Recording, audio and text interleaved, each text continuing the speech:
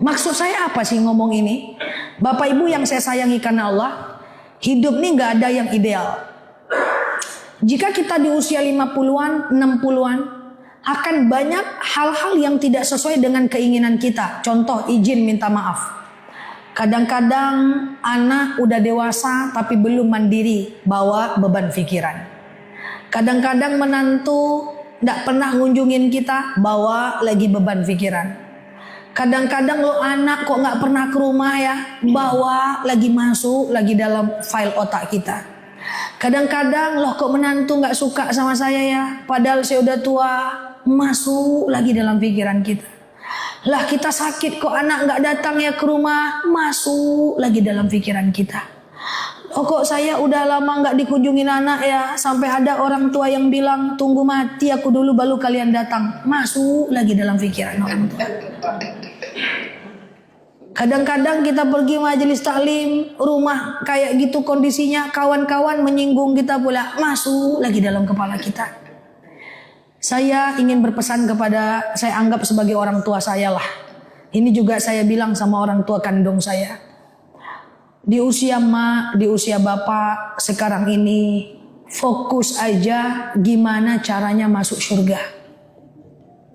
Kalau ada anak menantu yang tak sesuai keinginan hati kita, ikhlaskan. Kalau ada anak yang masih melawan, ingatkan, ikhlaskan. Ibaratnya tawakal, detachment. Kita nggak bisa merubah itu semuanya. Kalau ada kita sakit, kok nggak dikunjungi ya? Kok nggak datang juga ya? Anakku mapan, kok nggak bantu aku ya? Ikhlaskan. Kok nggak ikhlaskan Ustazah? Selamatkan pikiran kita. Selamatkan pikiran kita. Hidup ini tidak ideal Bapak Ibu. Saya sangat mengkhawatirkan banyak orang tua yang itu mereka pikirkan.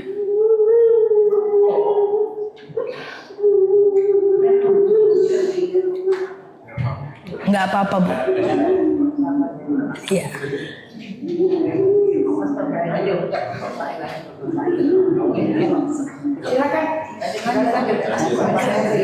Nanti saya ke sana ya. Aman ya Bu? Insyaallah. Enggak apa-apa.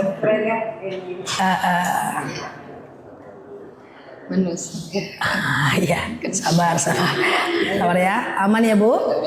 Oke. Ikhlaskan. Itu karena kalau kita simpan Bu, itu ibarat file yang ada dalam handphone. Nggak penting kita simpan dalam-dalam. Ujung-ujungnya apa? Saya khawatir sekali. Ibu jadi nggak tenang, ibu risau, menung-menung, ingat itu semua. Yang paling saya takutkan kepada orang tua, termasuk mungkin orang tua saya atau ibu semua yang saya anggap sebagai orang tua saya.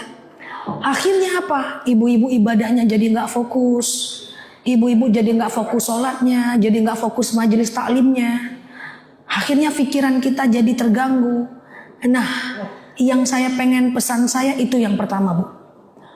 Akan banyak hal di luar kondisi kita. Kira-kira Bapak Ibu bisa mengikhlaskan itu semua?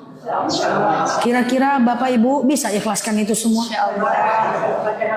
Bu, saya selalu bilang kepada jemaah yang orang tua, apapun kondisi anak kita, menantu kita, saya izin minta maaf. Paksakan diri tetap ridhoi mereka ya. Karena sikap mereka kita nggak ridho, kita udah mau meninggal Bapak Ibu. Kalau kita nggak ridho, sengsara hidup mereka pasti Bapak Ibu. Ridullah ridul walidain, suhtullah suhtil walidain. Ridho Allah itu bergantung kepada ridhoan ibu-ibu dan bapak-bapak. Yang saya khawatirkan ketika anak Bapak Ibu tidak sesuai dengan apa yang kita inginkan, dia durhaka, nggak pernah datang, melawan, nggak perhatian, kita marah, kita nggak ridho, sengsara mereka. Jadi itu yang saya khawatirkan Bapak Ibu. Jadi nggak apa-apa kalau ibu ada yang menangis, maafin saya. Insya Allah yang saya sampaikan ini, saya rasa ini penting karena sekali-sekali kita bertemu. Sehingga ibu-ibu yang udah di usia 60-an, 50-an itu bisa lebih tenang. Yang nggak penting itu dikeluarkan. Wah, yang ujian-ujian hidup tuh keluarkan semua dari handphone kita, dari kepala kita. Lalu kita akan lebih tenang. Kalau kita lebih tenang, insya Allah kan kita sebenarnya hidup bisa ya Bapak Ibu ya. Kita kadang-kadang juga nggak berharap anak ya Bapak Ibu ya. Kita masih ada uang secukupnya. Entah kita punya uang pensiun, entah dari kontrakan kita cukup ya. Kadang-kadang pengen sekedar mereka peduli tapi nggak juga gitu kan. Sampai ada orang tua yang ngomong sama saya kalau dia susah saya bantu dia. Kalau dia nggak datang nggak bawa apa-apa saya nggak apa-apa. Yang penting kalau dia susah saya kasih dia uang. Tapi datanglah. Yang lebih saya sedih lagi, kejadian asli dari jemaah saya. Bapak itu orangnya terbelakang banget.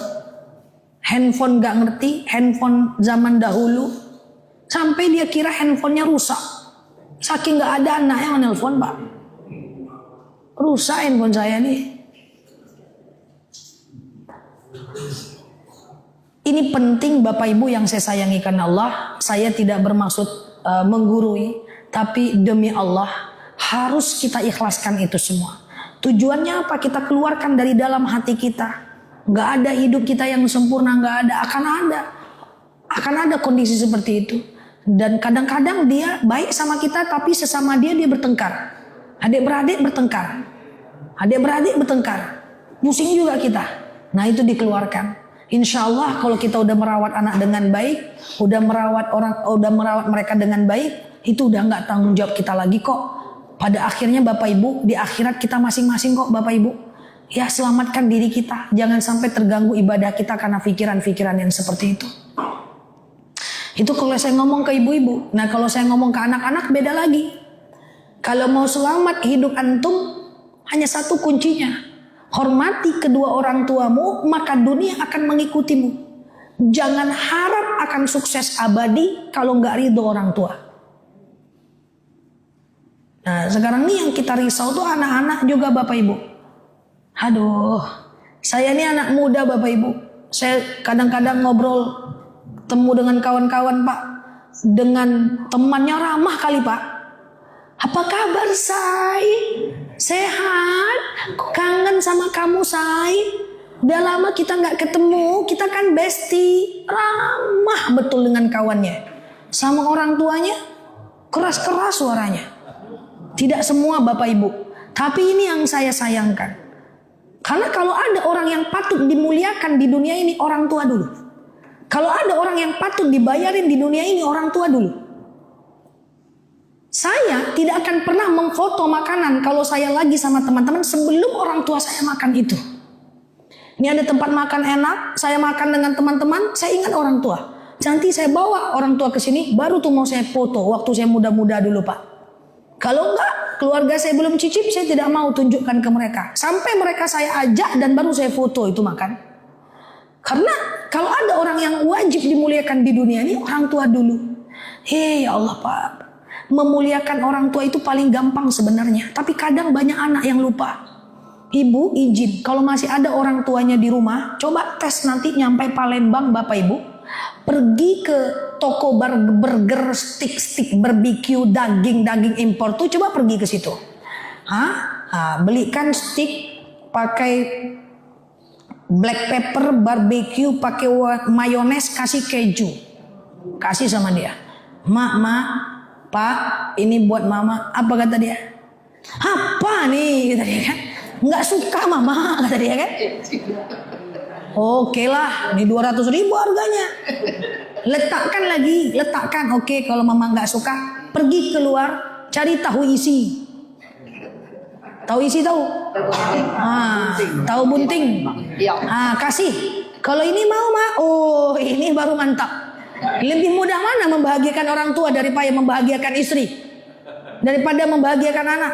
Paling gampang membahagiakan orang tua